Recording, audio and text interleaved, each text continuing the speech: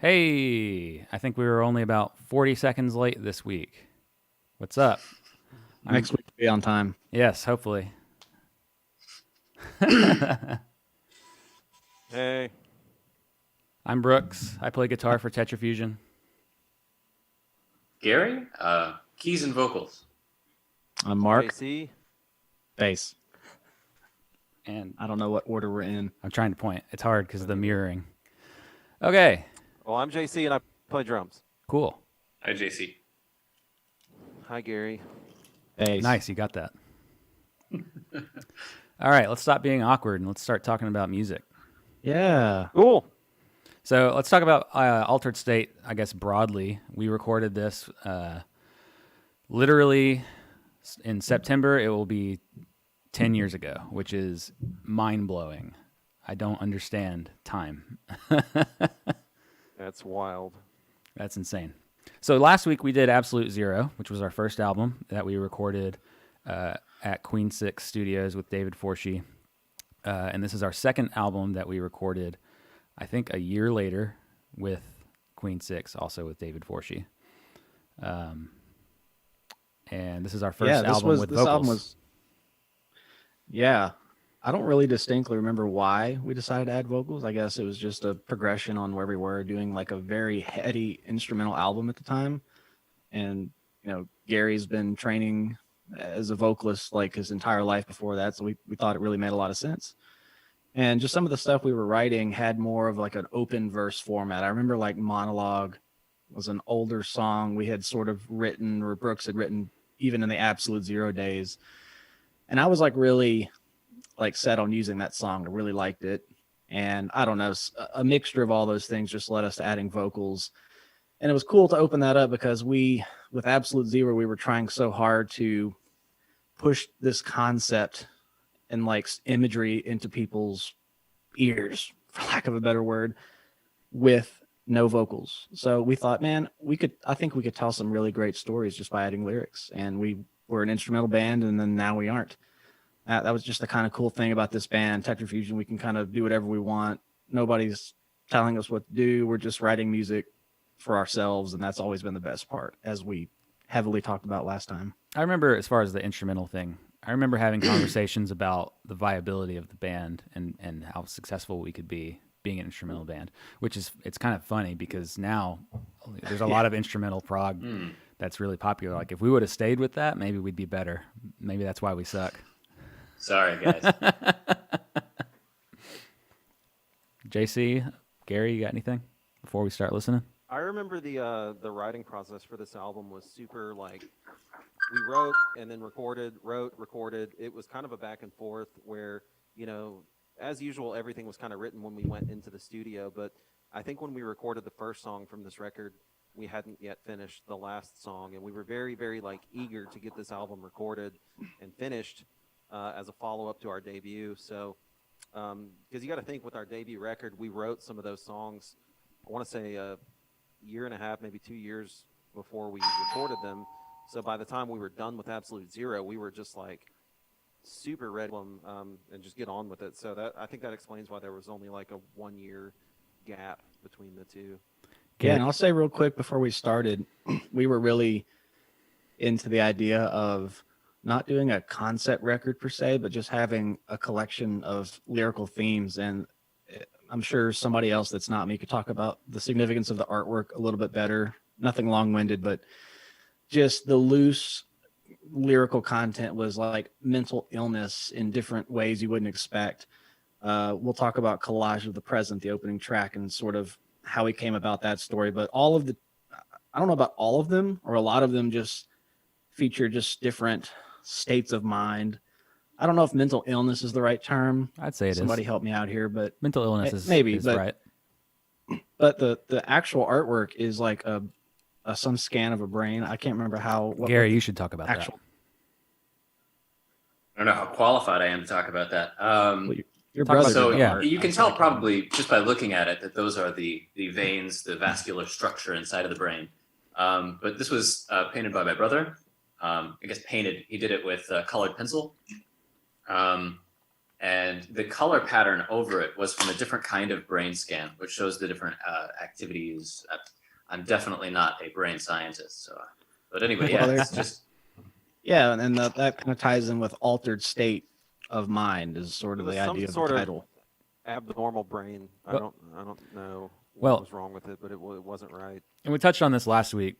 Mark just said altered state of mind was kind of the concept with the name of the album, but that actually first came from my band with Mark and this other guy named Paul. I played drums, Mark played bass, Paul played guitar, and our band was called Altered State. And we lifted one written song that we never actually played and put that on this album. That was Monologue. And then we pulled lots of other riffs that had been written and whatnot. Actually, hopefully, if Paul's listening to this, please don't sue us for stealing your Monologue riff. That was yours. Does Paul exist anymore? Have you even seen the guy? I haven't or talked to heard that of guy since I was in high school. He was a monster. He was a monster guitarist. Cool. Are we ready to listen to Collage? Just to the song. Yeah, let's do it. The cool thing about this stream that I was looking forward to and all future streams is that now we have lyrics we can kind of talk about more than just, hey, this riff had an extra 16th note to coincide with the force of Right. gravity and velocity. It's just like, that was fun. But, there's some really good stuff lyrically in these next 3 albums. We'll do Horizons next week. And it's just cool to talk about it. It brought out a different side of the band, being able to tell stories. Collage of the Present. I can't remember how we stumbled on it, but there was a TED Talk by someone who had a stroke, and they had just like an episode of really vivid hallucinations and revelations about life, and it was just the brain going in haywire. And it's a TED Talk. I don't remember the exact title of it. I think the lady's name was Jill Bolte Taylor. Jill Bolte Taylor. It's called My Stroke of Insight. She wrote Yeah. a book. Yeah, And it's a great TED Talk. If you're watching this, I'd recommend you watching it. If you haven't already seen it, it's a really good one. Someone Yeah, check. so we Someone kinda- check the stats. Inspiration. Somebody check the stats and make sure that her views on that TED Talk go up after this. It should go up by Yeah. approximately 2 or 3. You're welcome. Yeah, and there's some really cool just imagery there and lyrical stuff we nabbed from that. Wave of clarity sweeps over me. That just you'd have to watch the TED Talk, but it tells a great story. So let's jump right into that. Yeah, All right. let's do that. Without any further ado, this is Collage of the Present.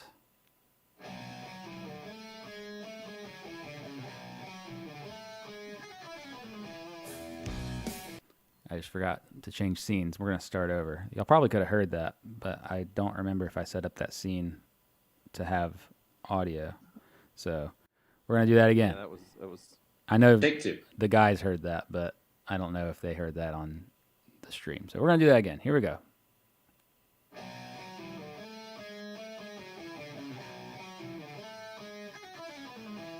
It's incredibly quiet for me. Something's up.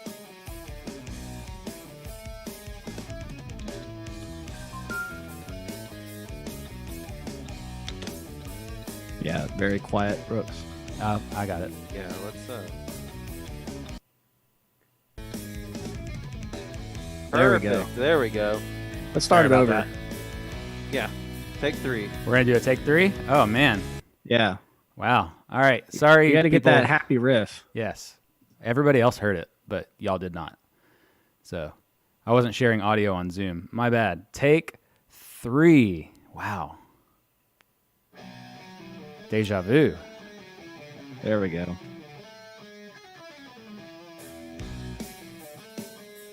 Such a happy riff. So Yes. happy.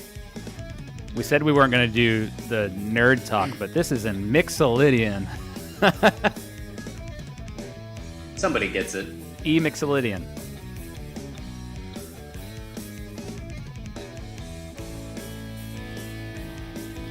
I love those open strings. And it's layered with acoustic too, which is really nice.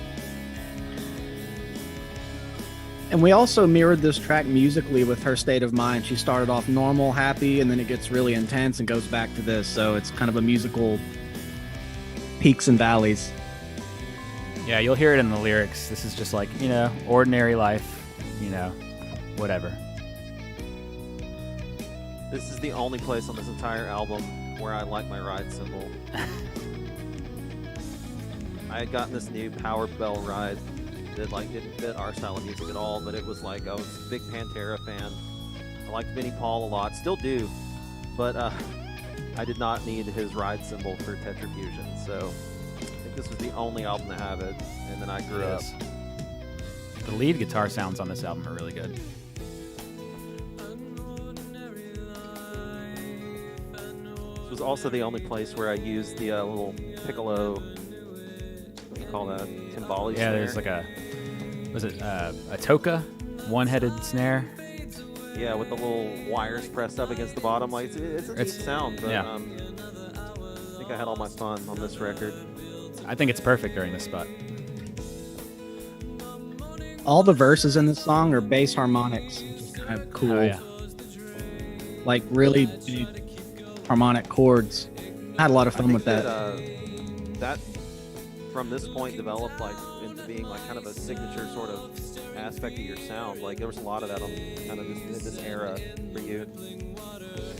Gary, this is my favorite. Like that whole verse, that's my favorite like performance on your part.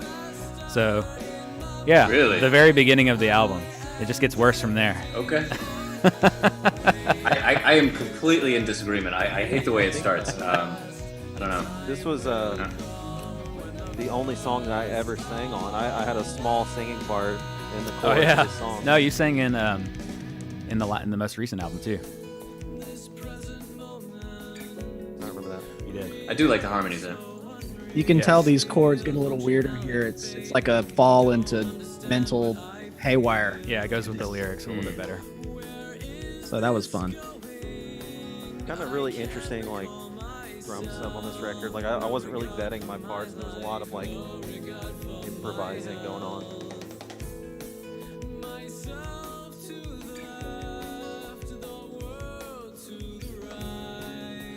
Left brain, right brain on that lyric.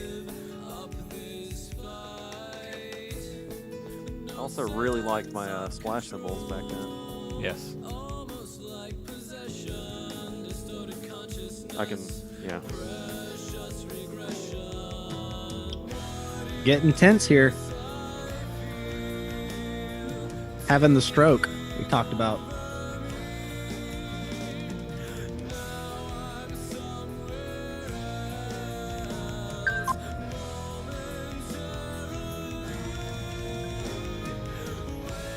I love the vocal harmonies. This is the only part of the album I sang on. I like that. Like, what is that? A Rhodes sound right there. Yeah. Yeah. I like that. You can hear my voice right here peek out really bad. Yeah. I told you I was in the I love Vinnie the Paul synth right here. during this era. This melody that you're hearing in the guitar is in several spots in the album. In the first, I guess the first song and the last song. And this section is meant to symbolize the brain going haywire. Well, she mentioned like just a being in like a euphoric state. They did, Yes. yeah, that's right. She called it So La that La means, Land. Yeah. Yes. So we're like, Latin. this will be our La La Land. So if you watch This this section- TED Talk, this song musically goes exactly with her mood she described. Like we kind of did it literally.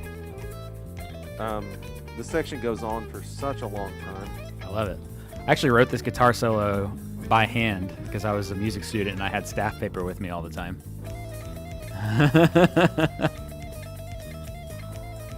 I did it right at a Tetrafusion practice at JC's house. I didn't do the whole I think thing. this was also the last album where splash cymbal chokes were permitted.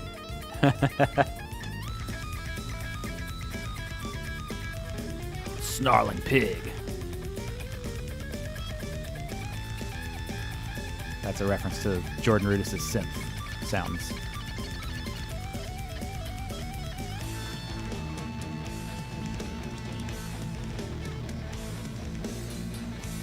Bing bing. And this was like a brief return to like clarity, I think she said. Like back to the beginning sort of thing, and then it goes really bad from think what I remember. She mentions that she's like Shameless. crawling to the phone and matching the squiggles of the phone number on her business card to the doctor's office or whatever. And I think that's Yeah, we didn't sing about that. No, we didn't. But I This think was, that musically is like representing that like oh, this is a thing that I can do. Yeah, And now it I'm was, like, really stroking manic out. as well. Yeah.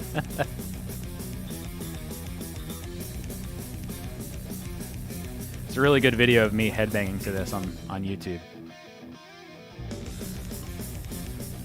You got to recreate it real quick. I don't have long hair anymore, have so any I'm hair. not allowed. Great bass tone there. I redeemed myself on those pinches from the last album, those weak pinches. I think this was Tetrafusion's first blast. Yes, it is. There's a few on this record, yeah. Yeah, and this is like a return to whatever. Rips my bean. Yeah.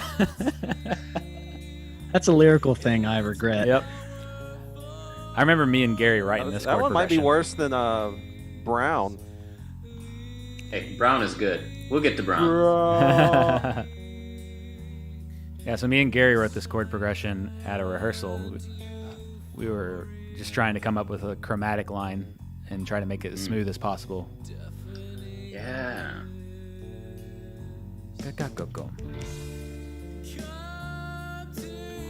Yeah, it's 100% chromatic. I like this. And a lot of these lyrics are like straight out of her speech. Yes. It was really Yeah. fun, kind of Well, take I things she remember said and add to them. We'd never written lyrics before, so we were looking for inspiration. So it was just like, I remember sitting in a circle and like racking our brains. And Gary pulled up this video and was like, "Here's a video I watched a few days ago." We just kind of went from there. This sounds like a We were in my hi-hat on Gary's parents', voice. Front room. It's good. Sorry, I didn't mean to interrupt you. I just wanted to get that out. Platinum hits so hard, and then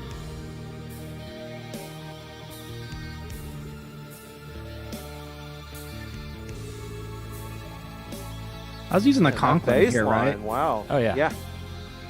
Right. I miss that bass. 7-string Conklin I used to play. Ah.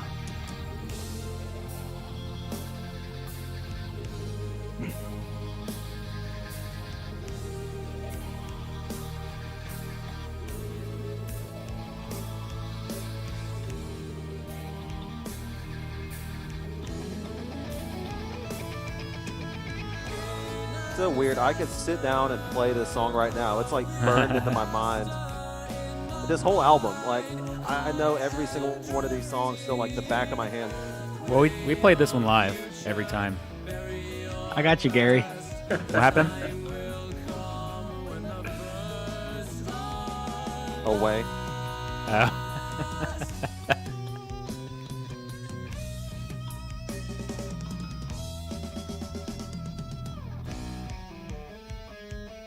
Back to where we started.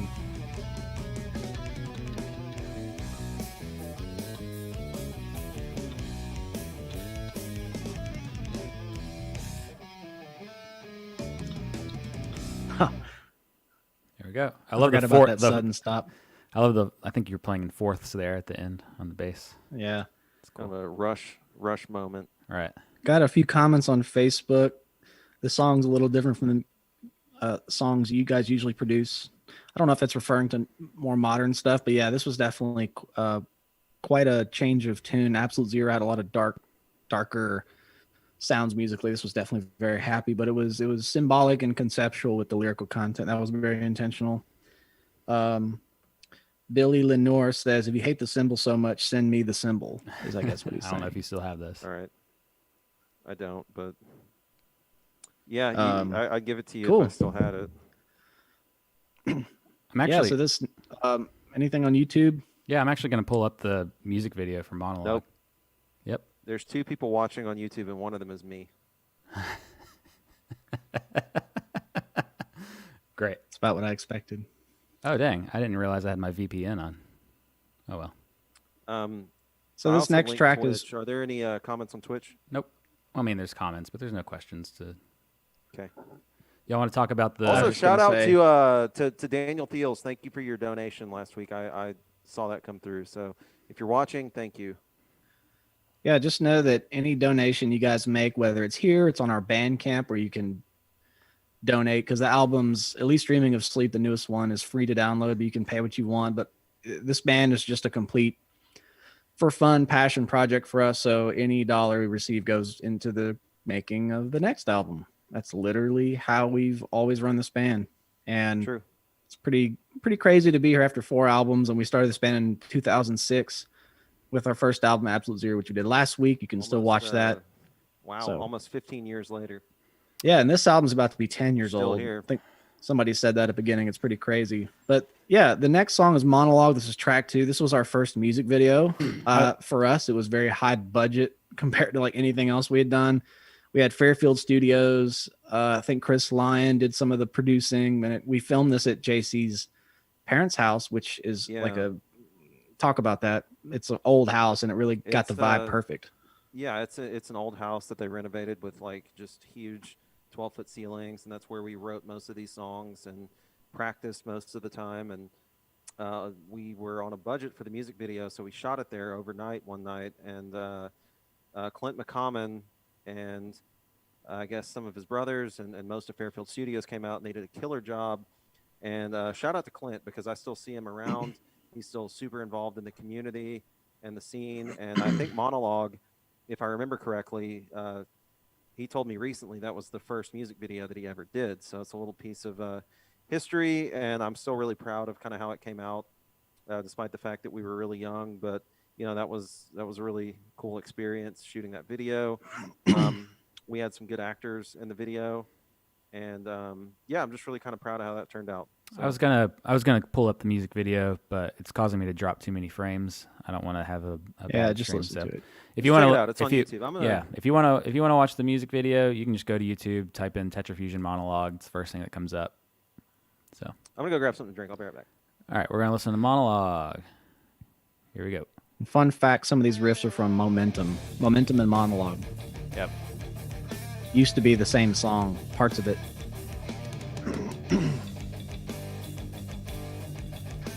Guitar tone seems different. It's tighter.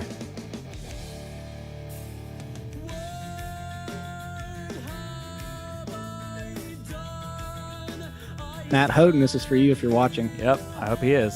He hasn't commented.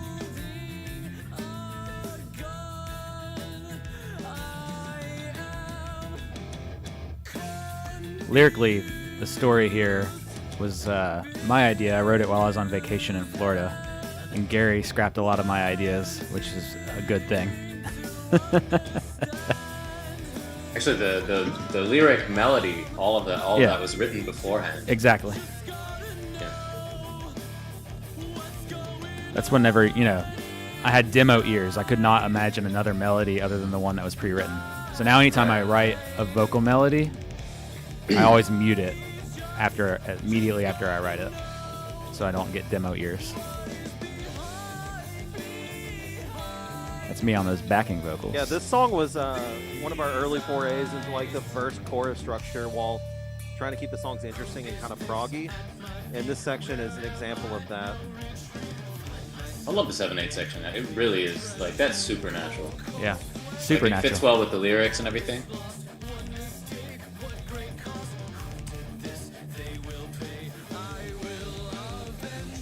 I guess during this instrumental break, I'll talk about what it is, what the song is about lyrically. It's kind of cheesy, I guess, but it's just a guy that wakes up to his dead wife. She was shot, and he discovers at the end that he's the one that did it. He did not realize that he did that. Split personality. Yeah, which is a very oversimplified view of split personality disorder. But, I was like 18 or 19 when I wrote it, so give me a break. John Henry says, "Hi guys, I love you so much." Hi, Thanks, John. Hey, John. Love you too.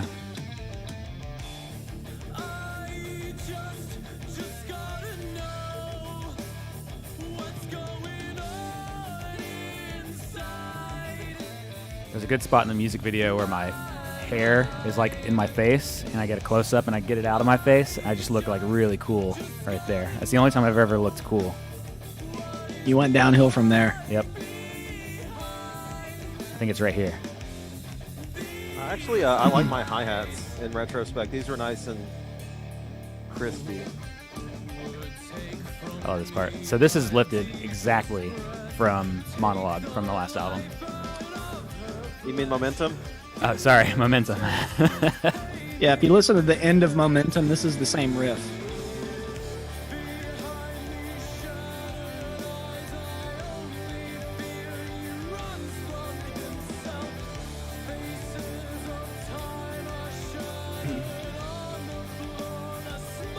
That line comes back later, Yeah. much later. Yes. That comes I back love on that band. Dreaming of Sleep, I think. 7 years later. Dreaming of Sleep. And you'll was 3 notice years at the ago. end when Gary's singing, Brooks comes in singing a different line. That's like the two personalities. Yes. It's really, I really cool. love You that. can see that in the music video. Yeah. So during this part in the music video, I'm on the right and Gary's on the left. I believe doesn't matter. We're on opposite sides, and then my vocal comes in, and we're surrounding the actor, and we're representing his two personalities. Right. This is Please. double bass and groupings of 9. I remember struggling with this at the time because it switches from right foot to left foot lead, and I kind of sucked at that at the time. But that was a lot of fun to kind of like rehearse this and get it down.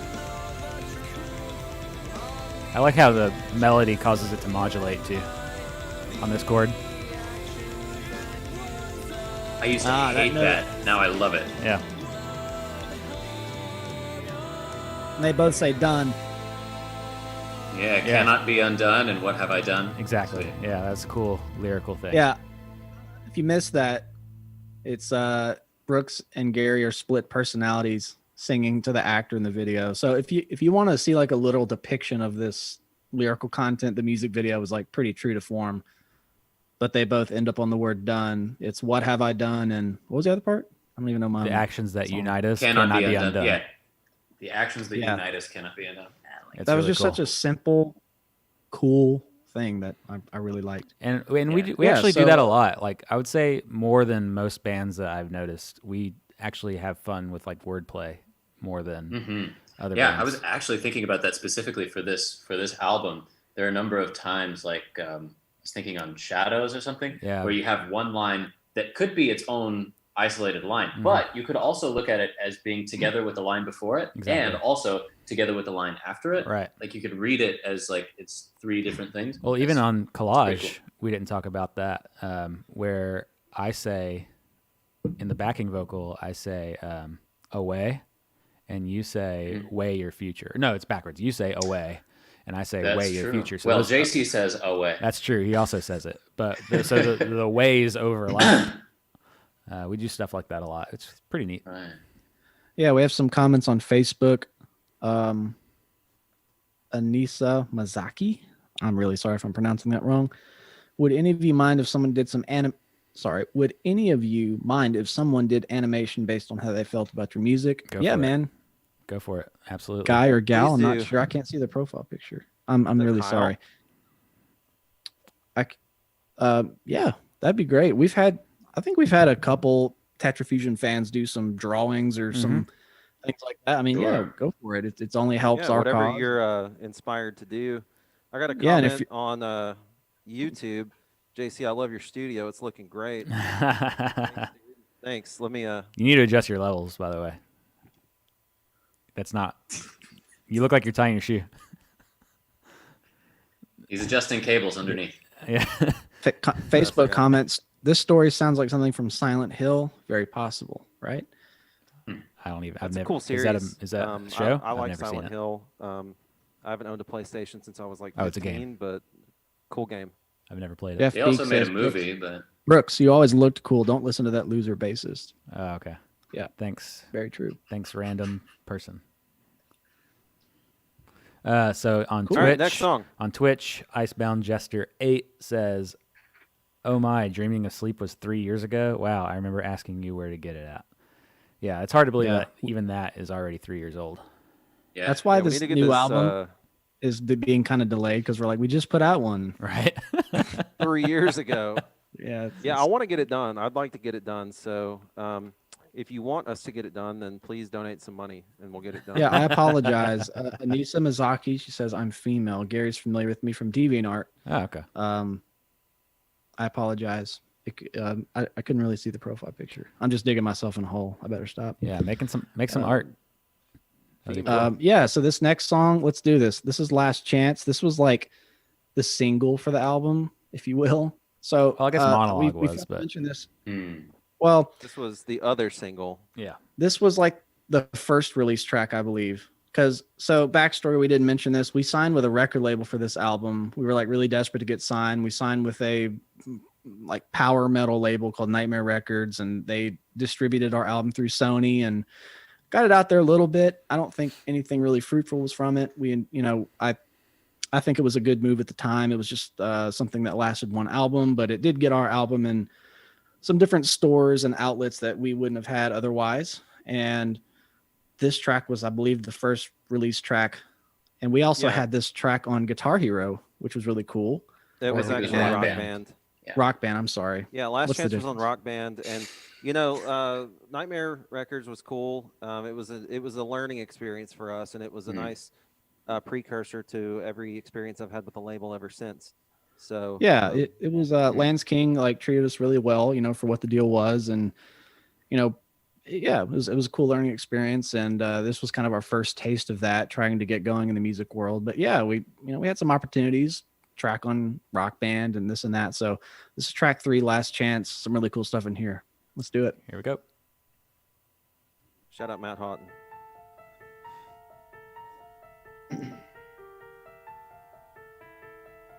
There's some really great stuff in the song. I listened to it yesterday, actually.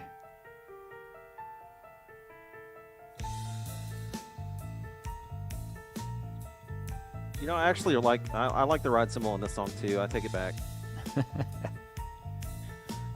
That guy can't have it anymore. I'm keeping it. There's some. I'm really proud of my vocal harmonies on this one. This is the song I'm most proud of my vocal harmonies on. And I remember me and Gary writing this. I was in college in my dorm. The lyrics. And The lyrics are really good on this one. Gary and I were on Skype writing the lyrics together. I can't hit that note anymore, by the way. There's a higher one coming up.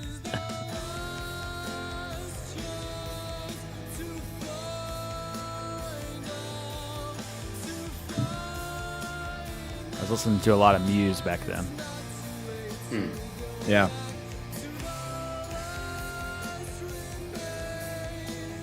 The song had definitely some a catchy track. some Muse vibes to it, especially in the outro.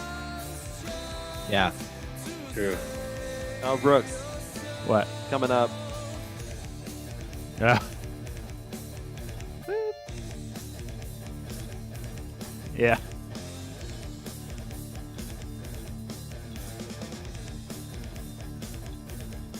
We I wanted hadn't listened to vocals this over track in a that. while until recently, and I forgot how technical some of this coming up stuff was. I forgot about it completely. Oh, here's a good ride bell. Another TF. Oh, that's an ice blast. bell. Sorry.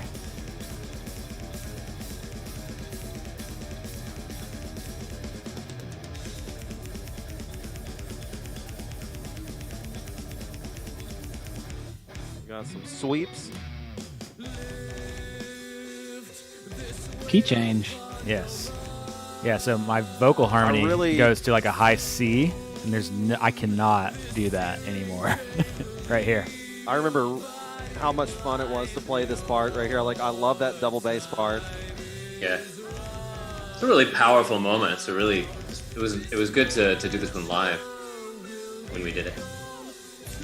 Remember you Yes. remember whenever your MacBook battery would get down to 5% and you made it to where it would say, "Your time is running out."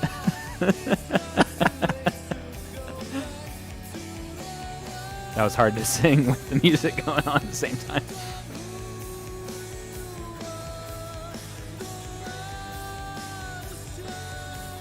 Key change.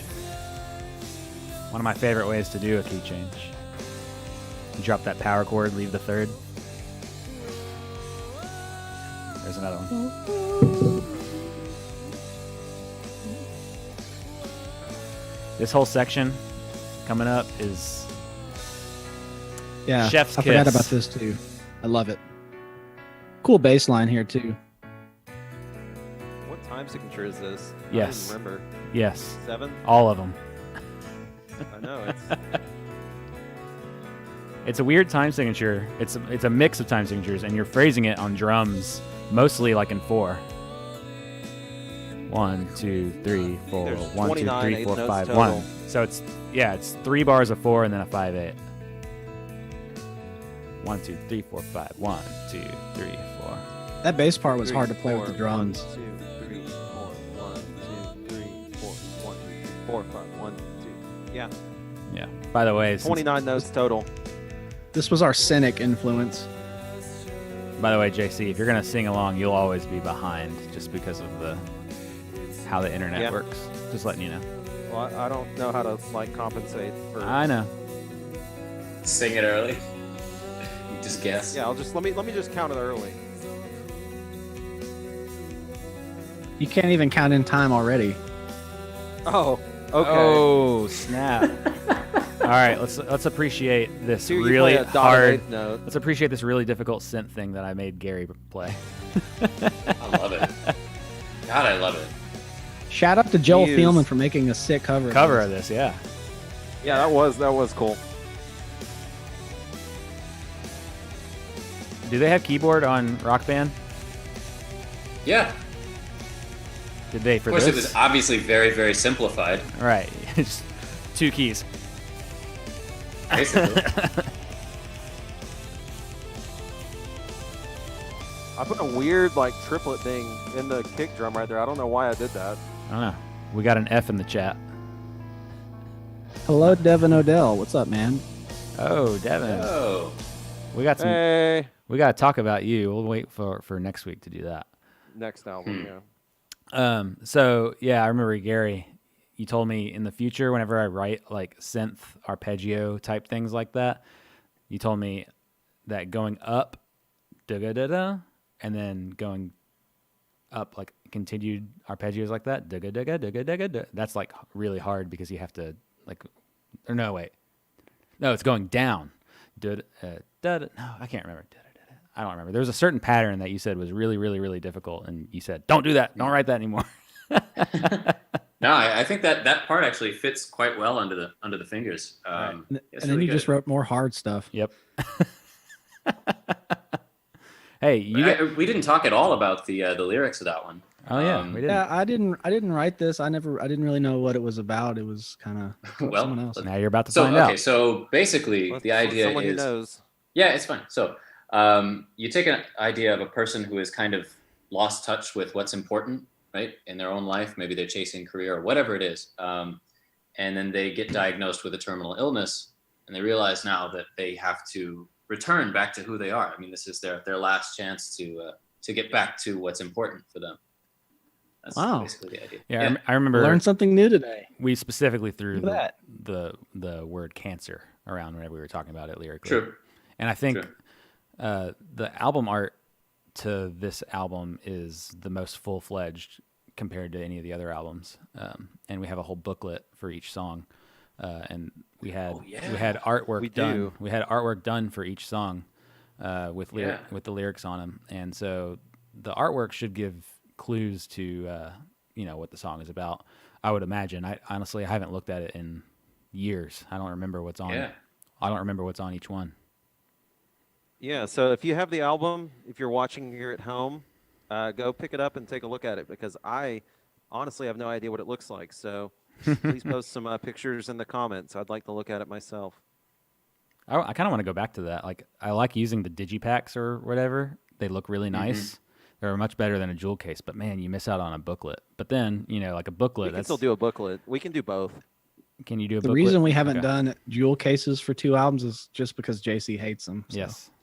Well, when you're doing the way we do it now is we'll typically release the album and a month or two later we do 100 limited edition copies.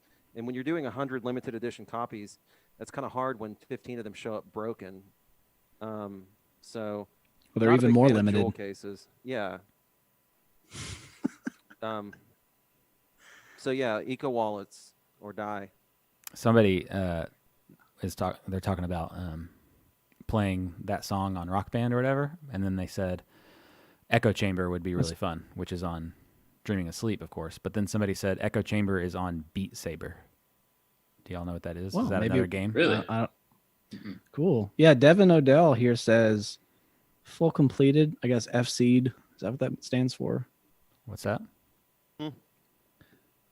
On Rock Band or Guitar Hero when you FC'd something? Oh. Man, I sound like a He sent me a dad right video. now. He sent me a video where he like got 100% perfect. On, Yeah, he said on everything. everything Yeah. he did. It could ever do everything except the drums because he sucks at blast. Yeah, Well, I didn't and think remember about that. He had built like a kit, like it wasn't like your normal Rock Band kit. So he's a badass at that game. He's really good at it. Cool. So this next song, The Deserter, is really interesting. This was actually a song. Brooks alluded to this earlier, that we were in a band called Altered State. It's really funny how these things come full circle, don't they? And this was, I believe, at least the first half of the song was originally written for that band. I can't remember the original title of the song. One Good Reason. Yeah, it was called Right? One Good Reason. Yeah, yeah. So not to say that we just reused and rehashed a bunch of stuff for this album, but again, it was a song that was meant to have vocals, and it wasn't in the cards for Absolute Zero. So when we re-added vocals, or when we added vocals to Tetrafusion, we got to revisit some material that we had written for other things or in the past that was previously deemed unusable, and got to reuse it for Altered State and give it a new spin and a new life. Now that was like a really fun thing about this album. Like, Monologue and The Deserter were both songs that were written before Absolute Zero, if I remember correctly. And we got to revisit them and give them a facelift and kind of re-explore our headspace in those times for this album. So this was definitely like the epitome of that example. And the lyrical content, Prisoner of War, right? Yes. I can't quite remember. Yep. Just Let's listen do to it. the lyrics. We'll talk about it as it goes.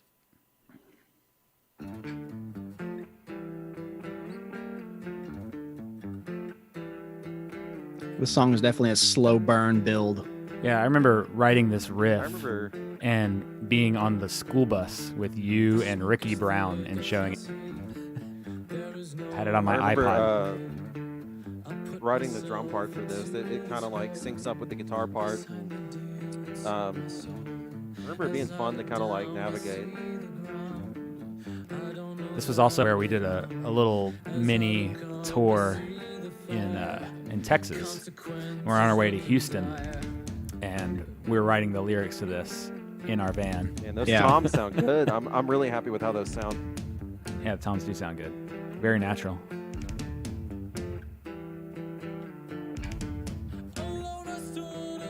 Do y'all notice that the third on the guitar on the last one is just a little flat No. right here?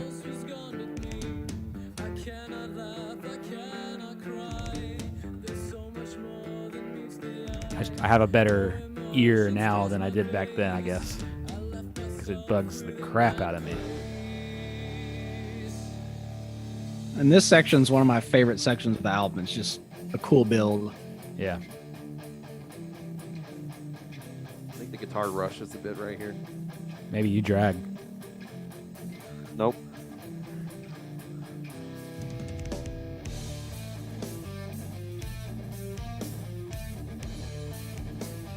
So if you have been listening to the lyrics, you can maybe pick up some things about PTSD in there. So that was when we were talking about our different disorders and things that go into it. That was PTSD for this one.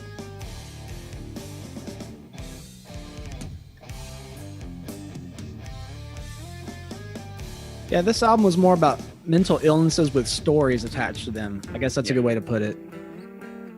Oh, this is cool. I keep the quarter notes going on the ride cymbal, and I'm still doing the kind of punctuating like the guitar motive. How did you play the ride cymbal and two floor toms at the same time? I didn't. It was just one. It was one floor tom and a kick drum. It sounded like two floor toms. I love Nope. this bass line, just simple and groovy. I like how you don't play the root of the chord on the second one. It's like it sounds like the That fifth. was the working title for the song. We called it "Lion and the Lamb," I think.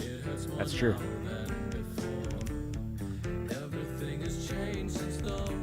Yes, I remember you texting me, telling me that it was Lion and the Lamb. And I was like, I hate that.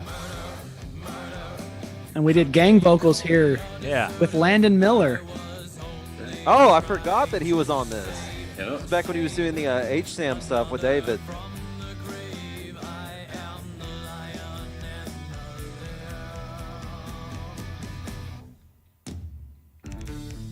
Best drum fill of all time.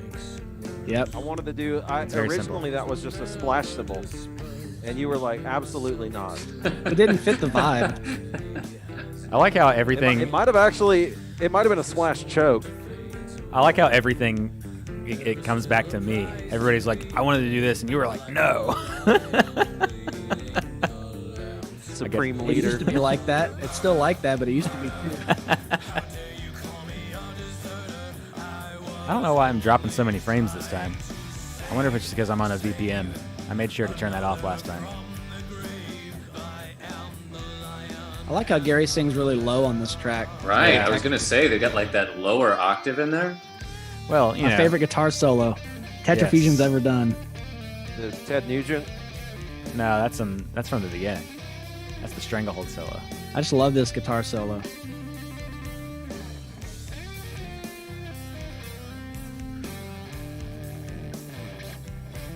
Did you play this on the Steinberger? Nope. What solo did you play on the Steinberger? I don't remember playing any solos on the Steinberger. I could have sworn that guitar made an appearance on one of these records. Oh yeah, I did before I had a whammy bar on the first album. Oh.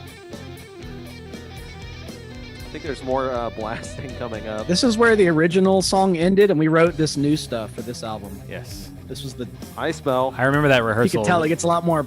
It gets a lot more proggy all of a sudden. I remember that rehearsal very clearly. I like this part.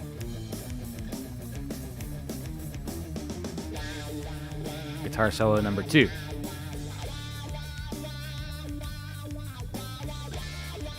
He discovered the wah pedal. Yes. This is the Kirk Hammett section. I like the shaker. We don't have enough percussion on the last album. We need more We had percussion. a bunch on Horizons. I listened to Horizons last week, and I was surprised at how much like percussion we added. Every time I think of Shaker, I think, is that Hollow Years?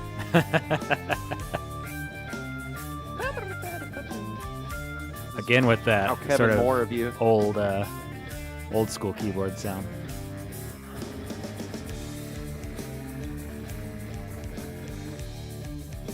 Really nice.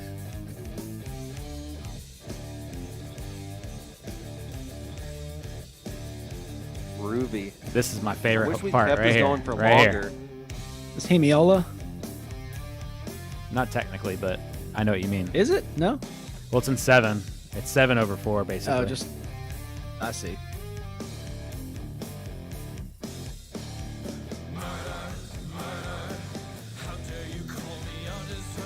I wonder what the neighbors I thought forgot that, whenever we were all screaming murder. You know, I still work with Landon from time to time, and I forget that like that guy can scream. Like, feels like a lifetime ago. Oh, the way you kind of growl right here, Gary, is really good.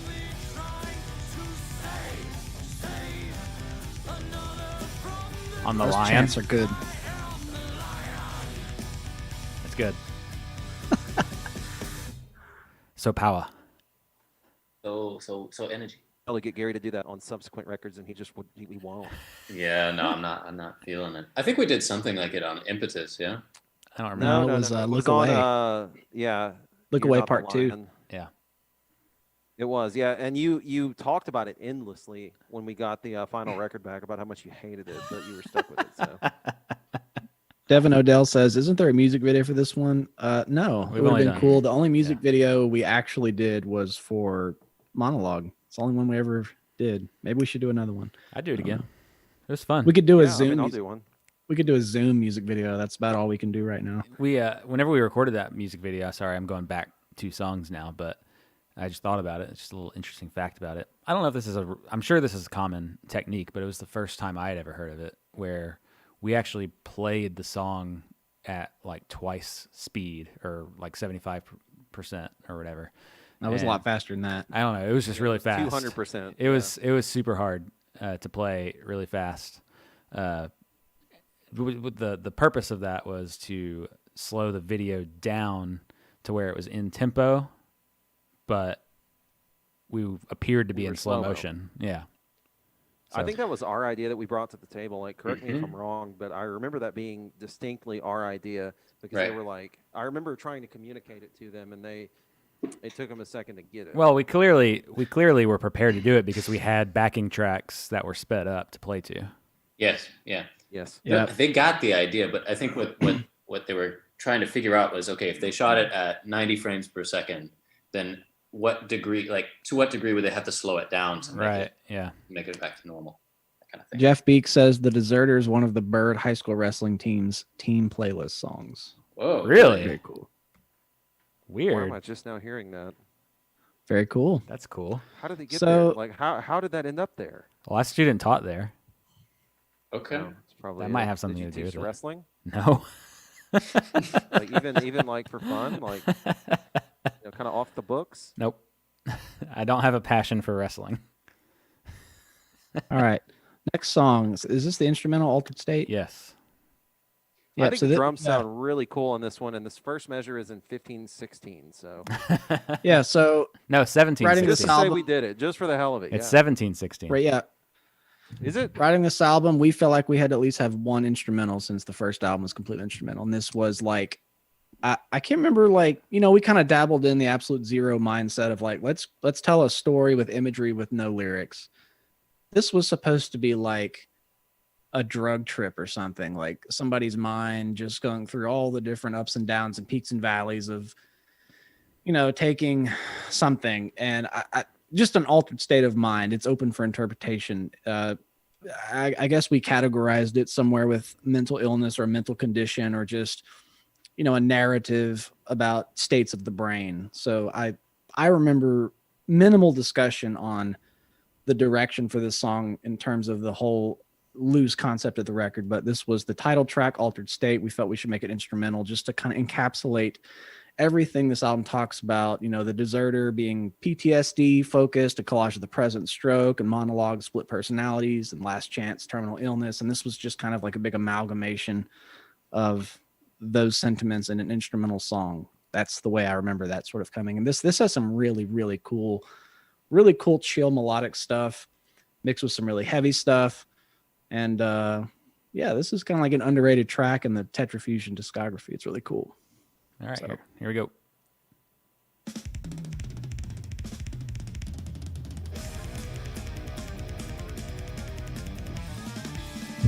Good chord.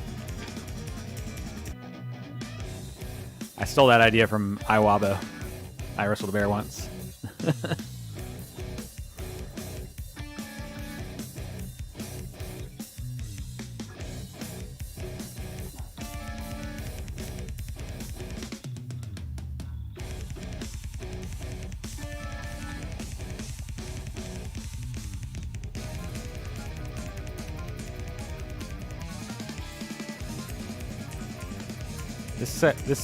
That whole opening section has some of the best drumming on the album. I remember having a lot of fun with this song, and I think it was its own unique recording session because the drums sound different than the rest of the record. I think I did this one and Tears of the Past in one day, and we had torn the drums down and set them back up, so it's got kind of a unique sound to it. Like the snare, it's like a different snare or like a different tuning or something. That's a hemiola right there. Yep. Oh, Mark, you remember True. you wrote this part, but it was like 4 times as long. Yeah. Yeah, this whole Might have next been the section of where you songs. had the Hill. you had I the love linear this hi-hat. section. This was one of my favorite parts of this album too. This groove right here. This has a very I wish interesting I could get compositional.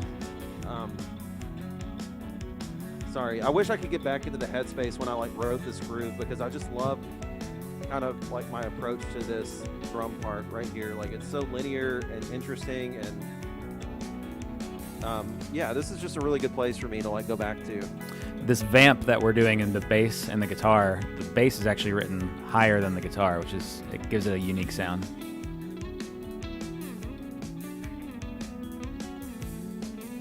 I like these little 2-note chords coming up.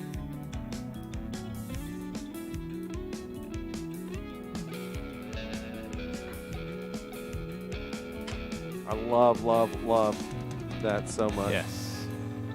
That was actually recorded on my, all the cleans on this album are recorded on my dad's amp. It's a Fender Deluxe. Thanks, Dad. That's why it's got that natural breakup to it. Sounds really good. Sounds good. Good slide.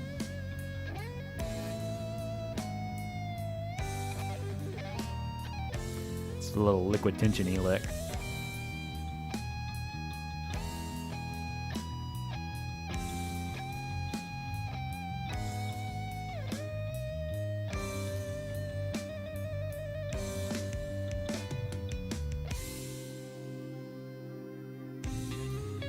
There was a very long piano thing in that we cut out.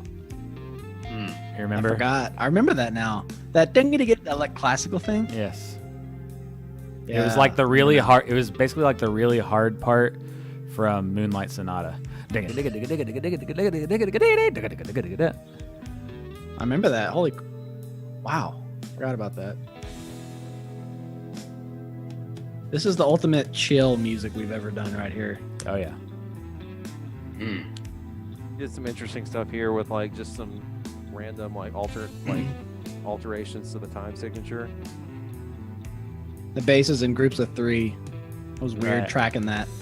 This is what I think of whenever I think of Dorian as well. Like this melody is just this really strong Dorian melody. John Henry says Altered State is my absolute favorite. Nice. Thank you. This was epic build. I love the guitars Actually playing. sounds really good right here. Oh yeah. Here we go. So happy. Yeah. We win. I feel like I just won a whole entire video game. But if it stayed major, then yes. But then it goes to minor right here. Yeah, right here. It gets weird. It gets weird, yeah. I'm gonna let it. Ooh, Continue distorted to- flute. I was just thinking about that. I'm gonna let it continue to play.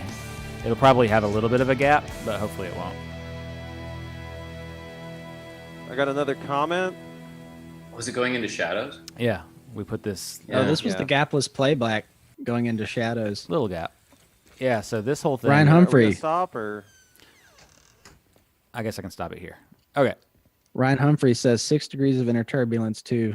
That you're probably right. That's what we were. Yeah. I definitely was into that album at the time. Still am. Still one of my favorite albums. It's actually up on my wall right here. I don't know if you can see No, it. there Probably was not. I don't. What was it, Brooks? I was pointing out. Maybe it was last week, or maybe it was through a text, like something that we just completely like lifted straight from that record, like From a 6 drum part degrees? or something. Yes. I don't remember. Verse 2 I'll of have to- Last Chance. The bass drum pattern. Was that not it? I don't know. Okay, that sounded I like don't an know. idiot. I got another comment. Rory says, "Slap like now, or Mark will eat an entire house plant." Slap like now. Slap like now. Follow me now. Devin Odell says this one always makes me think of Liquid Tension Experiment. Yep, we were still love those albums, and we were super into them back then too. I'm sure there's a lot of indirect, subconscious influence we nabbed from those albums. They're very I'm holding out influential. for a new one. I really hope that works out. I think I saw a post about Yes. it. I got to hope turn my that they- monitor. I hope they do that. I hope they do that soon before Tony Levin dies. Oh gosh. Yeah, he's getting pretty old. All right, I gotta do it for Devin Odell. See if my monitor will stand. Here's Liquid Tension. It's on my influence wall. I thought you were about to eat the house Oh, plant. okay, nice. Yeah, that's next. That's over there. This is Liquid Tension 1. It's on my like influential albums wall. Inspiration corner. Liquid Tension 1 or 2? Like somebody in the comments, if you have any opinion, Liquid Tension 1 versus Liquid Tension 2. And the vinyl are my top 10 favorite albums. So that's like my influence wall. So somebody on Twitch said that speaking of 2 times speed, because we were talking about the music video, did you know some of your songs are on TikTok? No, 'cause Really? I'm not on TikTok. I would love to see this. I'm not on TikTok. I didn't so know wouldn't anyone. Yeah. I didn't know anyone that age even knew about us. I'm very curious now. What songs? Somebody's got to speak up. Yeah. I'm checking TikTok. Yeah, of course JC has TikTok. And then somebody else says, it's more insane says this song, I think they were talking about Altered State. This song is also immense in Rock Band. The pro drums tracking for it was gnarly. I did not know that song was in Rock Band. I thought Which last one? Altered State? Yeah, it was. It was. What? I didn't know that. Yeah, that one was on. I Rock thought Band it was too. only Last Chance. So We could have sold 1 million copies of a record, and I don't think I would even know. That's just how like off the cuff I am with Tetrafusion. It's just kind of Right. like, yeah, whatever's out there. 100% a passion project. We don't make any money. Speaking of money, though, here's a segue for you. I think we alluded to this last week. So this album, we actually played the entirety of at LSUS, the Black Box Theater, and that was the highest paying gig we ever did. We made some serious still coin to this that day. We made some serious dough that day. And I think we To agreed. this day, out of every band I've ever played with, no band has ever made more than we made that Right. night. Right. And I think we all agreed on that gig. That was the only time that we actually pocketed the money. But like for me, I can speak personally that I poured that money back into like my guitar gear and stuff like that. gear. That's right. Right. I bought gear. Same. I bought the I remember 7-string that. the conditions it. of that gig were that it was for a Gilbert and Sullivan thing, and their budget, they still had money in it, and you know like how budgets work, you have to spend your entire budget or you get less money the next year. So I remember they booked the show, and we just kind of were the lucky benefactors of that conditionality, and we pocketed a lot of money because of it. So thank you to Gilbert and Sullivan. I don't know who you are, but thanks. Dr. John Goddard. Yes. Thank you, sir. I can't find Tetrafusion on TikTok. All I see is a bunch of fish. I think they're Tetra. Tetra something. I don't know. Tetrafishing. All right, let's jump to the next song. So this is the second to last track on the album. Gosh. This is Shadows. This was an incredibly musical, melodic song. This is for anybody watching, this is the only time I've ever used a fretless bass on a record. Mm. And it was so difficult that I sold it. True story. And I don't know. I feel like I've gotten better at bass since then. I really want a fretless again, but just kidding. I wanted to use fretless because it had such a silky smooth vibe, but man, fretless. It was a 1988 Fender Jazz with no lines on it, no dots. It was just like a traditional upright, and at the time I was just not cut out for that. But it really lent itself to this track. The bass solo, the glissandos, the slides, it was just great. And this was actually a song with a working title called X that was, again, written before this album. I think it was even written before Absolute Zero. Yeah. I don't know. This was like an old demo. Again, we unearthed a lot of tracks we couldn't use for Absolute Zero because now we use vocals. So again, it led us to, once again, take like 60% of a song that was written years ago that we had in some folder, and we reworked it to kind of fit the Tetrafusion vibe and sound. And again, that was like one of my favorite parts of this album, is being able to use those demos that are, were 5 years old at the time. We finally got to bring them to life. So Monologue, Deserter, and this song were like the three on the album that kind of we dug up from the archives and reworked. So I've got a huge soft spot for this song. It's great. Yep. Yeah, And somebody want to talk about what it's about? There's what it's out, but I am going to say, if you've never noticed, there's a cat hiding Yes. somewhere in the intro, and that is a little Easter egg. And a little fun fact, I don't think that even we knew about the cat until after the album was out. I think that it was actually a joke that was played on us. So there's a No, cat. me- And I don't so- think it's the only one. Me and Nathan Glassy, he and I, we put together this opening little soundscape thing. We recorded some of the stuff, like there's a door shutting that's just literally a door recorded with an iPhone 3G or something like that. Yeah. That's a squeaky door, though. Yes. That we went around the whole house trying to find like a squeaky door. And you know, like of course you can go on the internet and like download a lot of free versions. I of this assumed kind of that stuff. it was a stock. You can a even stock sound. you can even No, It was like, more you can authentic buy- to do it at Nathan's house. But for some reason, I don't know. I don't remember why, but for some reason, we decided to record that one. But anyway, no, I remember intentionally putting in the cat, and I was part of it. I did not tell you guys until the album was cut. So it was played on us, Yes. us three. Yep. It started a long I don't tradition think of like it's, sticking little Easter eggs in the soundscape things. I don't think it's the only one either. I think that there's another one on another record somewhere. Yeah, you heard it here first. If you hear a cat on any of our albums, please let us know. we can Timestamp be it and let aware us of know it. where it is. Keep a sharp ear out. There are meows every now and then. Really quick, JC, since you were looking on TikTok, apparently you're supposed to be looking for the sounds, not the videos. I don't know what that means. I don't use TikTok. I'm an old man. Yeah, I don't I'm a know anything. I'm a about dad. that. I don't like. Ask your lot of daughter, daughters. Mark. Yeah, she probably has it. Yeah. All right, here we go. This is Shadows. Listen for the cat in the beginning.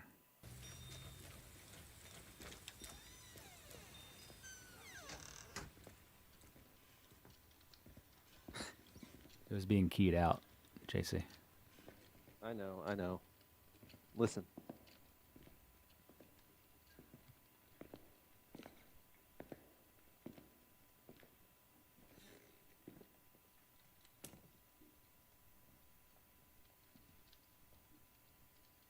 There it is. It was in I the didn't right. even hear it. Yeah, it's panned to the right. It's really quiet. Really quiet. Oh wow, Went. I know it's there. This is the emotional side of Tetrafusion.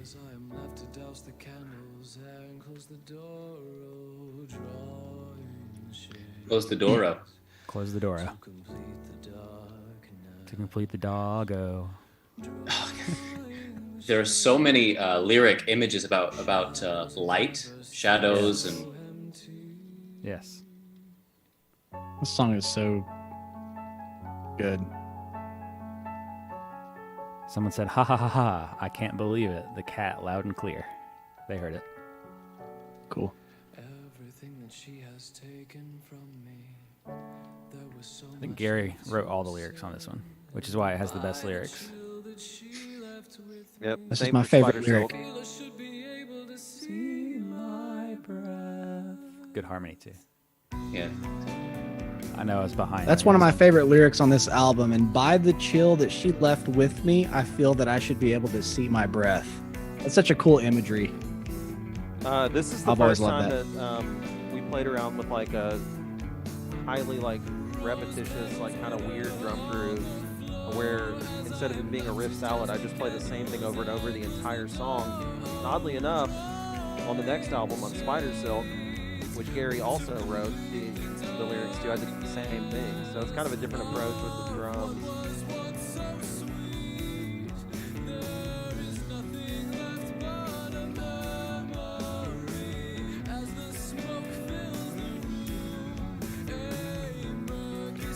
This 5/8 section is really cool. Oh, we're not there yet. Sorry. My favorite fretless tone on this song is this next part when it comes in right here. It was like we got the perfect like moi fretless sound right here. And the lyrics too. I mean, just Yeah. this section is so good. Stars of Dust Suspended is really cool. And the bass is in 5. Everything's in 5. Well, no, the bass is in something else. We're in when some of us are in 3/2, and then the other half is in 2/3. That's the difference. That was the cat on the album. I don't think so.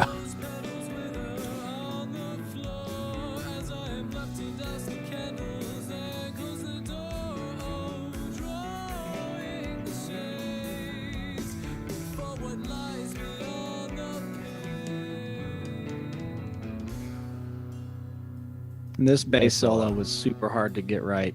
Wow, man, I was going for a certain feel. I remember me and Gary writing the chords to this Mhm. at JC's house on the family computer.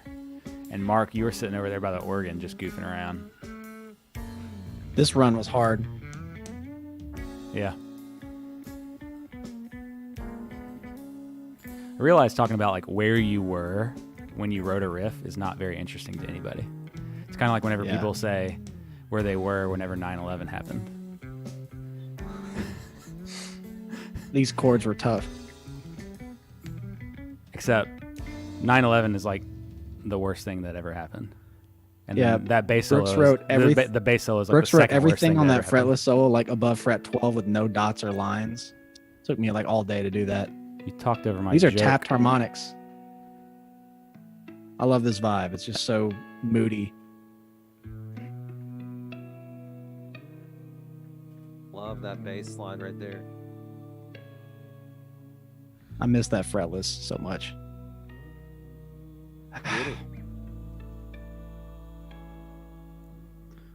Little oohs and ahs. This is so good. This is a great section. Shaker. It was fun too.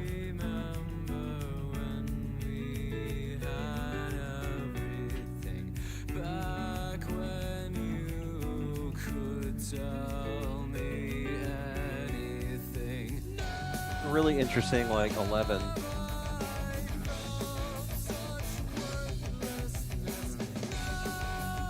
Like it grooves, it fits. Like it doesn't feel odd or weird. Like I feel like we executed that really well.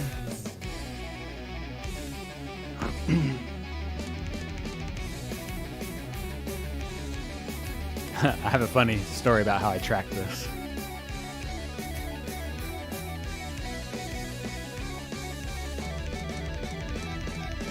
I love this last chord. So whenever I tracked that on guitar, you know, it's all tapping, and I just couldn't get it really clean. I don't know if it's double tracked. I don't think it is.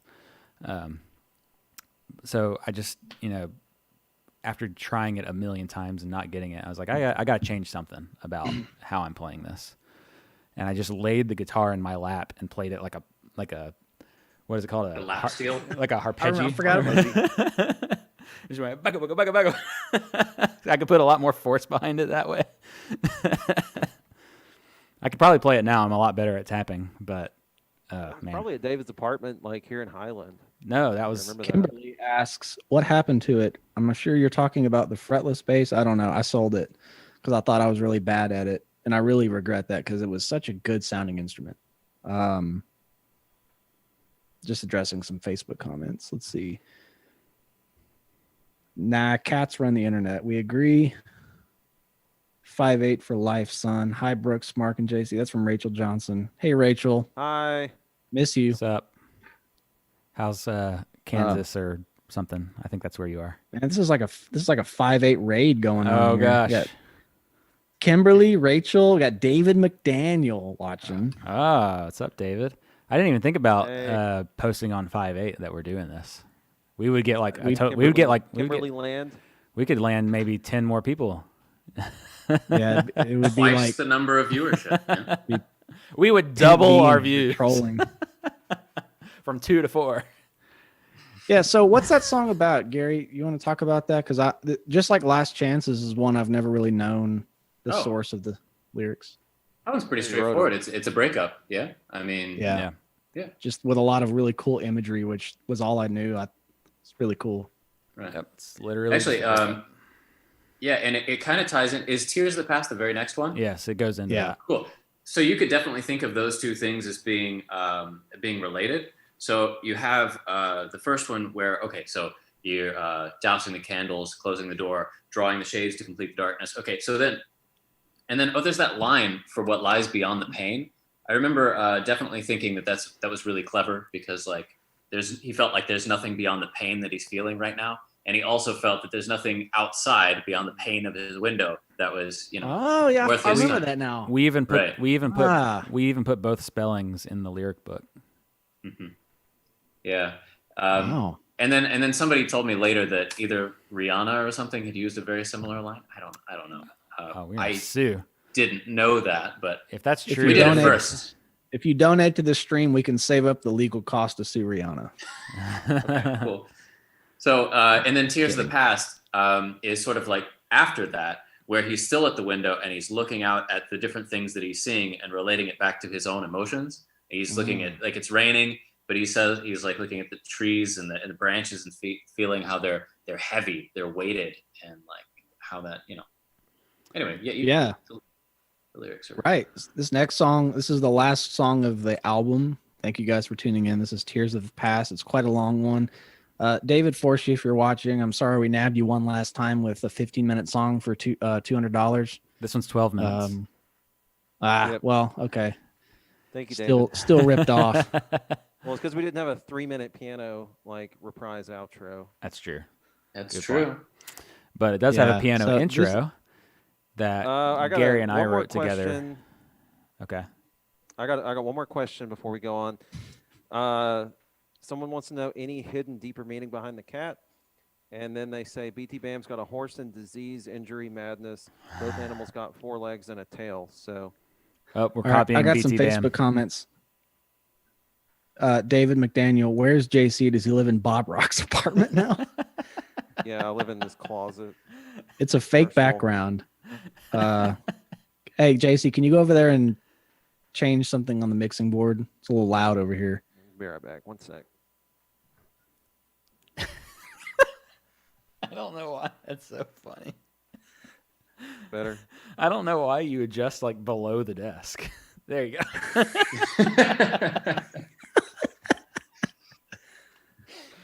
We're all in real backgrounds. Yes. I'll fix mine. Yeah, mine's One fake. sec. I have a virtual background of just like a regular apartment in Texas. Devin Odell commented, my wife commented that if Gary wore a hat, y'all would all have the same style. You have a backwards hat for the next two, Gary. Yep. We talked Here, about I'll, that. I'm the only guy not wearing a baseball cap. I'm gonna change mine forward so I'm at least a little different. Better. Here, I'll do this just to stand out. Man, my hair's getting long. Sports. Yes, sports. Any Norm Macdonald fans out there? We got to mix it up a little bit. All right, now Gary's not left out. All right, let's get on with this. Tears of the Past. This is the epic of the album. Very much a nod to Dream Theater, closing the album with the long track. What can we say? We were Dream Theater fans very heavily back then. This song has a lot of really cool stuff in it. Let's jump on it. Here we go.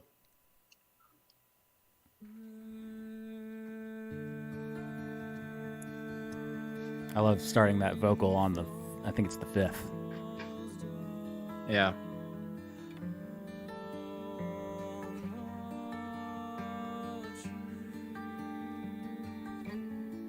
I actually wrote this acoustic guitar thing so that I could perform it for 1500, which was a class at NSU for performing music. I didn't do it. Yeah, see, Branches Heavy with Tears of the Past is a cool image. Mm-hmm. Chord. I remember Just the way that chord that that you is. just played is a C major chord in second inversion, and that's how I hear second inversion chords really well.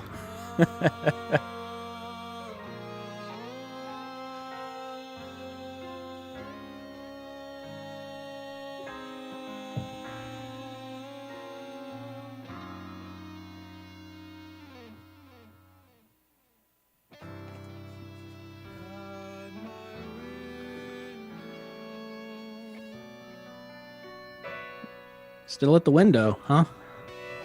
Yep, lots of windows. This is the one riff I wrote for this song, right? Yep, This was actually the first riff written for this song, right? I believe Right so. here? Yep. The Random. snare sounds really good on this one. I'm really happy with that.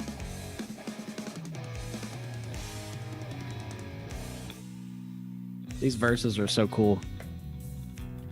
Yeah, I did Oh, the timbali snare comes back. I think just for a second. No, though. that's a cross stick.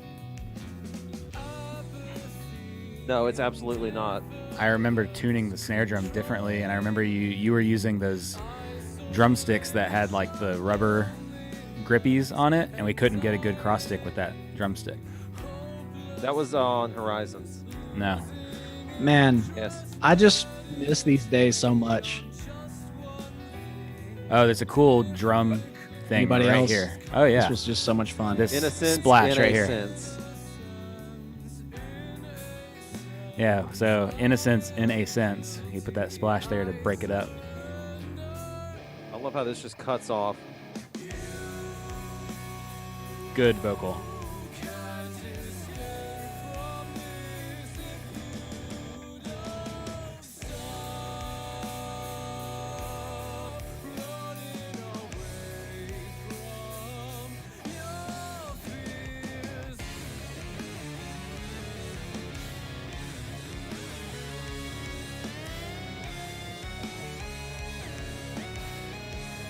I love the slides on the keyboard.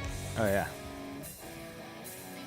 I always hated that I tracked those open strings as a separate track because they stand out too much.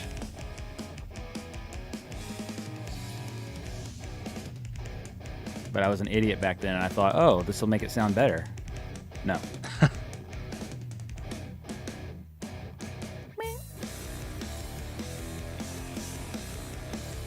I think there's another ice bell hit coming up. This might have the most ice bells of any of our records.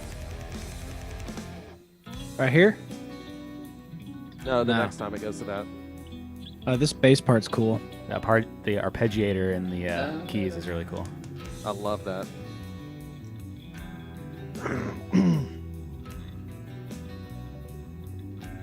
It just peaks out every now and then.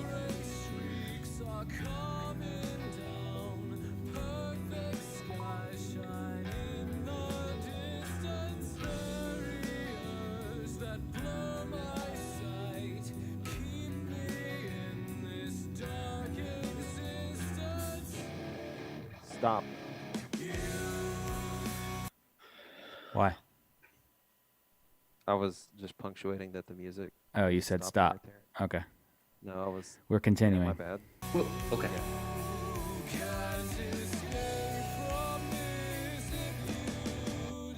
I just like that hard stop. Stop.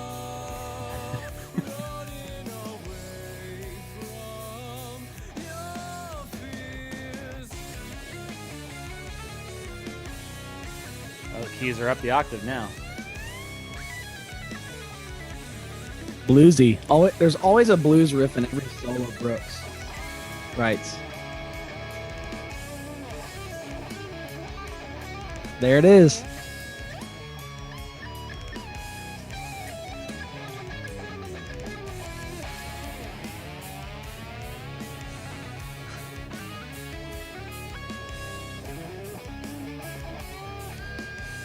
I love these little double stops right here.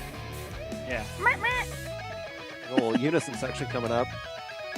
Oh, I forgot this was in this song.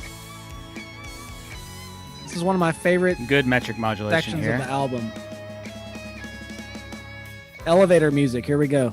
Yeah, so if you were Oh, there was the.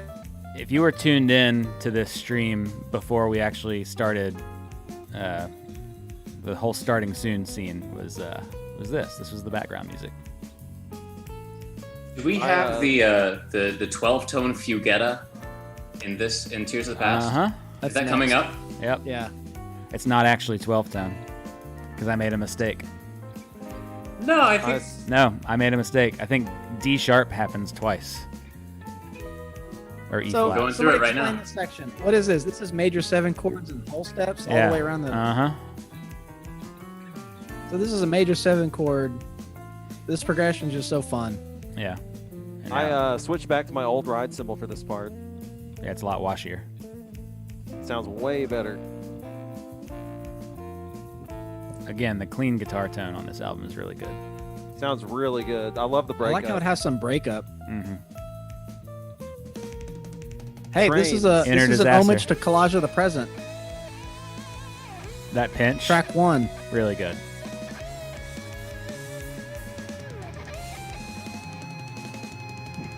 We have a couple other references to it as well towards the end. Thematically, we go back to the same This ideas. is the quote They unquote say 12 don't tone. reference yourself in the third person, but we do it too much as Tetrafusion. There it is. 11 tone. It is 12. I promise it's not.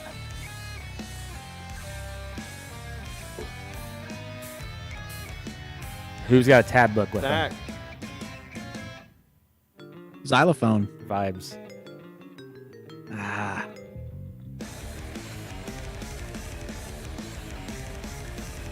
This is 12 tone. This was fun. It's the first part that has the mistake. Ah, okay. Cantus firmus in the bass.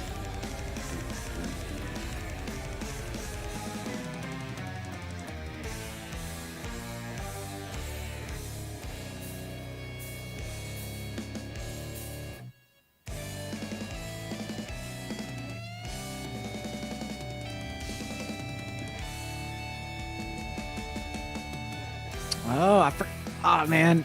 I forgot about this part. The whoa-whoa-who's? Tetrafusion featuring Craig Flynn. Yeah.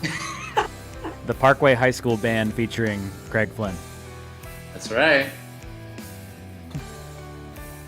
I remember, okay, so we went back to our old high school to do this. And at first, I went up to conduct it, and I was being, very, that's how you conduct it, right? But it didn't have the emotion that it needed.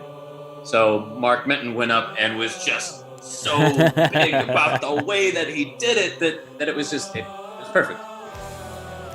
But Yeah, when we needed 100 people to do this, and those were the only 100 people that we knew. well, So yeah, and yep, and I'm sure it might be layered. I don't know. You should really get like 3 performances and then put them on top of each other, just like you would weren't double that track smart guitar. back then. It's better to do it for real. Do it live. But yeah, you can basically only hear Craig Flynn. But that's real reverb, though. Yeah.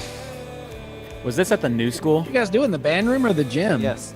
New school. Band room. And it's got like 20-foot ceilings.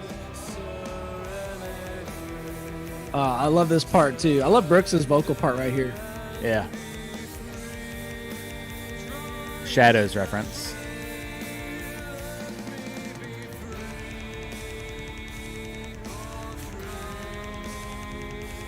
There are little references to each of the songs, kind of like Absolute Zero, actually. Right. So we had Drawing the Shades, and just now from Monologue again. Yeah. Yeah. You also wrote this riff, Mark. This is such a vanilla riff. Did I really write that? Yeah. I love this riff. I at least made it interesting. It could have been drums. developed more. Like we could have kept going with it. It's thrown in there for no reason. It was a transition riff. I think we'd hit like a brick wall or something. You heard it here. I write the transition riffs for the band. We'll put that on the next album. Mark, Michelle, bass. Oh, I forgot. transition Ooh, riff. I forgot about this The part. spooky section. Yeah, I didn't know that was I haven't in listened to this song in so long. What did we call this section? We had a name. A Harry for it. Potter section. Musical I thought, box. I thought it was supposed to be like Sanson or something.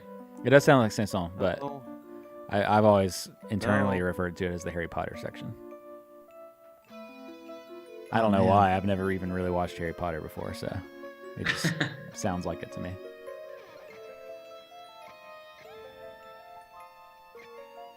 I literally have no idea what comes next. Drum fill. A long Oh. fill. yeah, drum fill. Oh, yeah.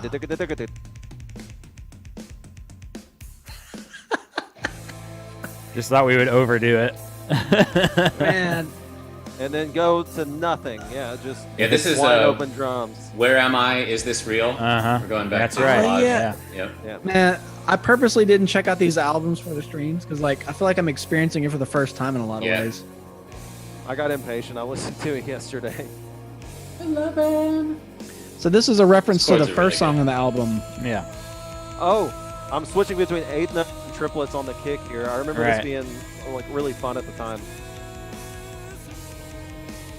It's coming up. I switched between like it's really kind of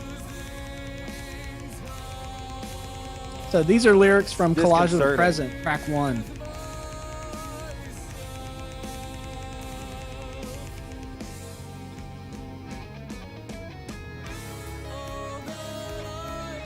So that was another collage reference in the guitar. These lyrics are also ripped from that TED Talk. Yes. Oh, this is so epic. I love that guitar tone right there on those 2 notes. Last Chance bend. riff in the guitar. You got a unison coming up.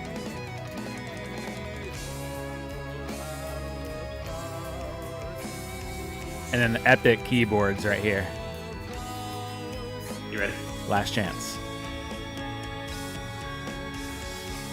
Oh, it's so good. Oh, that choir hangover as well. The Hangover. Yeah, you know what I that, mean. that was such a good Carry lyric in the over. album on. We all have the power to be, choose the power to be. That was, I think, a direct rip from her TED Talk. So we summed up the whole last part of Tears of the Past was a sum up of Collage of the Present. So it was just encompassing that the album started off with this stroke and this reappreciation for life, and we go through the whole album with these different states of mind, altered states, mental illnesses, whatever you want to call them, and it just sums up with a realization that we all have the power to choose the power to be. So it's really cool stuff. I haven't really listened to this album in a long time, so in a lot of ways, this is like hearing it for the first time a little bit in some way. It's really cool. Yeah, I think for me personally, when I think about Altered State, I think of like this was the first album that I sang on. I was 19. I just kind of a little bit embarrassed by some of it, like Monologue. The fact that those melodies were written before, it weren't necessarily written for me. It wasn't necessarily in my range. So sometimes I kind of hesitate to listen to it. But honestly, there's a lot of good stuff. Right. Yeah, we were testing new waters in a lot of ways, like with this record, and I think that it really set the stage for some of the work that we did on Horizons, which to me is my favorite album that we did. So I'm really excited for next week's stream. But that wouldn't have been possible without taking the plunge on Altered State and like kind of exploring some of these new areas, and that's kind of helped set the trajectory for the band like up until present day. Yeah, this band was such a transformation for me as a musician. I mean, we were writing this stuff 2009, 2010. I was in college.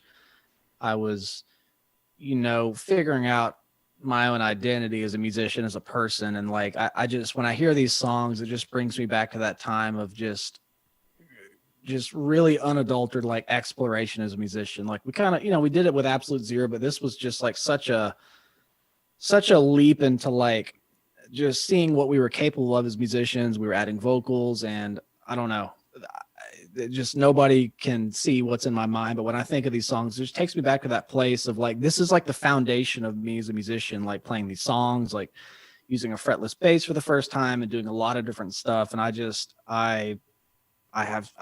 give so much credit to this album for like shaping me as a musician. Like I would say this album, out of any of the albums we've done, have been like influential to me in like my formative years as a musician. Absolute Zero was our first stab at something. This was like the expansion on that and kind of laid the ground for everything else. And that's just like hearing these songs takes me back to that place for sure.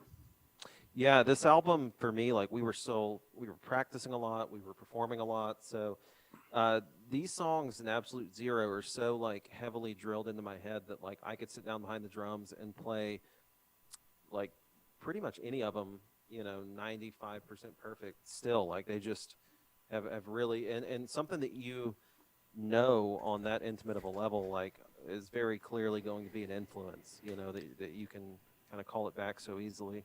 Yeah, I couldn't play any of them right now if you held a gun to my head. But that's just because guitar is harder than drums. So. You just suck. Yeah, I hope you guys enjoyed it. This has been such fun. We didn't really know what we were getting into it the last stream. I feel like we've got a really fun groove, and I'm just so stoked to do Horizons next Tuesday, which is 7 days from Yes. now. Horizons was, oh man, just an expansion on all the experiences from this album. Like, this album was our first record deal, and we went off independent and left the label with a lot of, just resentment, and we sing about it on that album. And that album, it was our first time going with a real producer, so I'm just really excited to do. First gapless album too. The whole thing plays like one song, which Exactly. I was crazy And about at the time, like being such a huge fan of Colors. So we went and did it with Jamie King, who did Colors. We were just like fanboying the entire time. It was such a blast. yeah, you know what, we talked about this on the last stream, but it was like one of our collective favorite albums was Between the Buried and Me's Colors. And when we did this album, we loved it. It sounded great, but we wanted to go with someone else, try someone different, try a different place, get out of town, really get the experience of being in the studio away from home. So what did we do? We looked up the producer of one of our favorite albums, Between the Buried and Me Colors. It was produced by Jamie King. So we emailed the guy and we got his rates. We drove there into the album. And that's just like a nod to, like, if you just want to do something as a musician, just do it.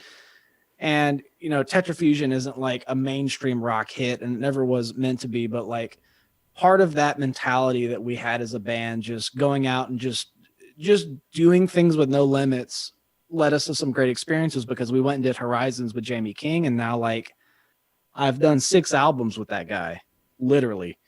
And It he all does some started great there, work. and Yeah. we still work we ever made, because we really forged a relationship that like we're still keeping up with, and like just love the guy's work. So that was huge for us. But anyway, back to Altered State. I've got a comment from John. He said, just want to point out that this album really helped me through high school and college. So hearing you guys review it and explaining the lyrics is really powerful. So thank you, John. Cool. I'm glad you're enjoying it. Yeah, help you thanks. through that. Thanks, man. And, Because like I didn't even know what some of these lyrics were about, honestly. No, it's been cool to look really fun to back. do. It's been cool to go back and reflect on that. And I got another comment from Tima239.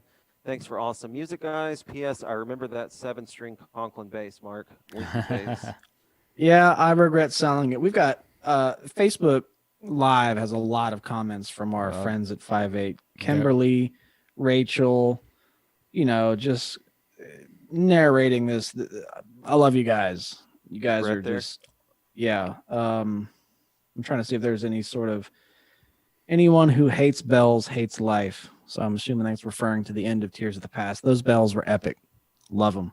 Oh, like the chimes? That keyboard end reminds me of Home Alone when he meets the dude with the shovel, and it's snowing. Yep, I agree. Just a lot of thanks. Jamie King was a badass for Horizons. We agree. I'm really looking forward to reviewing that next week. Thank you guys for tuning in, keeping the chat lively. This has been a really fun experience, and I think the next 2 albums will be a lot of fun. That's all I've got for Facebook. Anything on Twitch? Thought we were gonna. It's not important. Horizons is where I started, and it's still one of the most amazing albums I have. Can't wait to sit in that session next week. Yeah, that one's gonna be really, really, really fun. I mean, there's just so much. That was going to be kind of...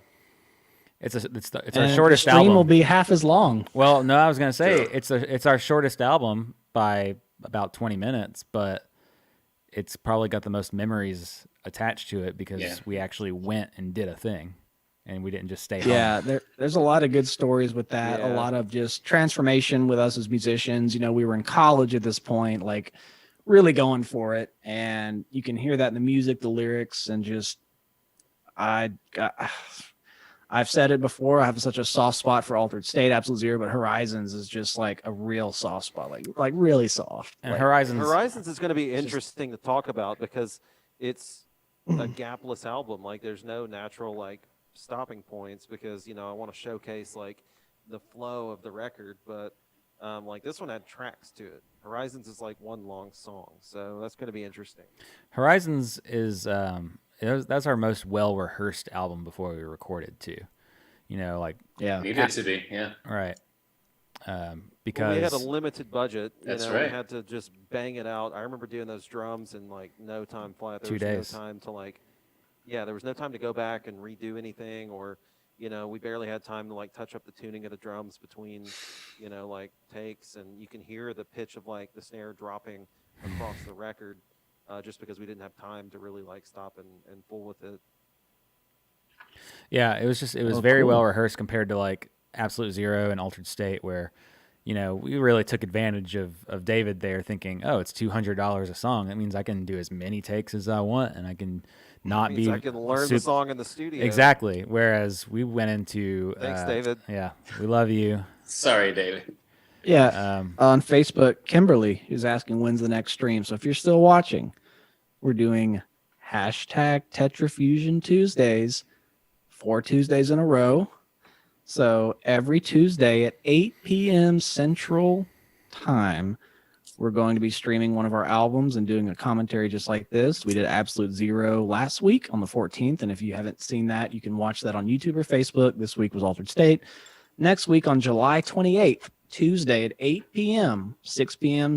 Pacific time, 9 p.m. Eastern, we're going to be doing Horizons, which was our album from 2012. And we're going to conclude on August 4th, Tuesday at the same time, 8 p.m. Central Time, Dreaming of Sleep. And we really hope you'll join us to hear us sort of relive these albums and, explain, break down things, lyrics, and, the whole works. Yep. Maybe share some secrets or Easter eggs, little stories Will be that you those. might not have heard. Yes. I'll try to And work out my drop frame thing here, and maybe we can roll in some videos for next week's stream. And special thanks to Gary for joining us living in China. This is really Yeah, cool. if you're tuning in from China, that's actually 9 a.m. Wednesday morning.